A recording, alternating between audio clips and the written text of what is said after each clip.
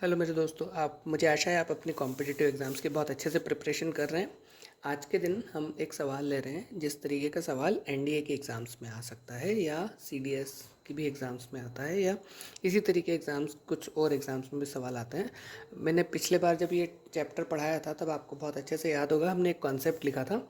Once a number is increase by से x% and then that same number is increased, the resultant number is increased by y%, तो उसका resultant increase कितना होता है x% plus y% plus x into y divided by 100।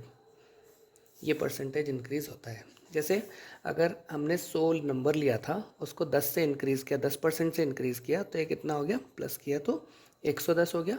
फिर इसको 10% से increase किया तो ये कितना हो गया, 121 हो गया।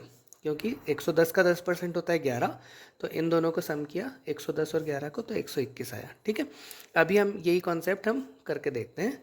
10 एक्स की वैल्यू यहाँ 10 है, वाई की वैल्यू भी 10 है, plus 10 into 10 x into y divided by 100। तो ये तो 1 हो गया। 10 इंटू 10 इज 100, 100। तो क्या हुआ, 10 20 और 1, 10 प्लस 10 20 प्लस 1, 21 आ गया, राइट। तो ये नंबर जो था 100 को हमने जस्ट 10% एक बार बढ़ाया, 10% दूसरे बार बढ़ाया, तो कितना हो गया है टोटल 21, 121 निकल जाएगा, है ना। ये इसका कॉन्सेप्ट है। अब हम इस सवाल को लेते हैं। A number is increased by 25%. A number x is increased by 25% and then again increased by 20% more. By what percent should it be reduced to get back to the original number? Okay, तो हम ये concept में पहले आपको बता देता हूँ कि क्या हुआ क्या है इसमें।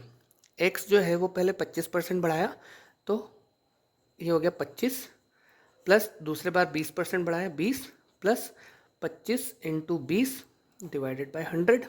ठीक है, तो ये कितना हो गया, ये तो 45 हो गया। ये ज़ीरो से ये ज़ीरो कट गया, है ना। पहले हम एक काम करते हैं, इन दोनों को ऐसे नहीं करते हैं, 25 चौक 100 कर देता हूँ इसको, और 4 पंचे 20। ठीक है, तो ये कितना हो गया, 5 आ गया। 50% बढ़ गया टोटल, मतलब अगर नंबर 100 था तो उसमें 50 और बढ़ गया तो 150 हो गया। नाउ इसी नंबर को मुझे वापस से 100 पे लेके आना है। वेरी इंटरेस्टिंग ना। इसी नंबर को अगर मुझे वापस 100 पे लेके आना है तो क्या करना पड़ेगा, मुझे 50 कम करना पड़ेगा। ठीक, अब अगर मुझे 150 में से 50 कम करने पे 100 आता है तो परसेंटेज कितना हुआ, 50 डिवाइडेड बाय 150 मल्टीप्लाइड बाय 100। ठीक है, तो हो गया 50 एकम 50, 50 दिया 150, और ये 100/3 इज 33.33%। तो ये वैल्यू आएगी आपकी 33.33, है ना। तो थोड़ा इंटरेस्टिंग सा है ये सवाल, और ये कॉन्सेप्ट भी बड़ा इंटरेस्टिंग सा है। मुझे आशा है कि आपको समझ पड़ा होगा। और ये स्पेशली ये जो ये था ना, ये वाला चीज़, ये बहुत ही इंटरेस्टिंग था।